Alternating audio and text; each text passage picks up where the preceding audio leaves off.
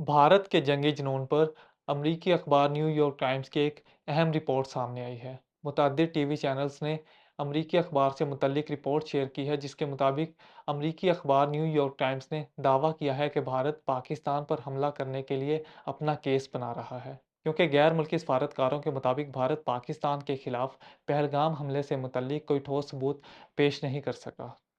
अमरीकी अखबार की रिपोर्ट में बताया गया है कि भारत ने इस वाक़े के बाद 100 गैर मुल्की सफारतकारों को वजारत ख़ारजा बुलाकर ब्रीफिंग दी, जिसमें पहलगाम वाक़े के ज़िम्मेदारों की शनाख्त के डाटा और टेक्निकल इंटेलिजेंस के बारे में मुख्तसर तौर पर आगाह किया गया। नाजरीन, न्यूयॉर्क टाइम्स की रिपोर्ट में बताया गया है कि उस ब्रीफिंग में मौजूद डिप्लोमेट्स और तज्जियाकारों के मुताबिक भारत पाकिस्तान के खिलाफ कोई ठोस सबूत पेश नहीं कर सका। न्यूयॉर्क टाइम्स के मुताबिक इस ब्रीफिंग में मौजूद 4 डिप्लोमेट्स का कहना है कि बज़ाहिर नई दिल्ली अपने हमसाया और रवायती दुश्मन पाकिस्तान के खिलाफ फौजी हमला करने के लिए अपना केस तैयार कर रहा है। ताहम भारत के पास ऐसे कोई ठोस एविडेंसेस मौजूद नहीं है जिसकी बिना पर यह कहा जा सके कि पहलगाम हमले में पाकिस्तान मुलविस है।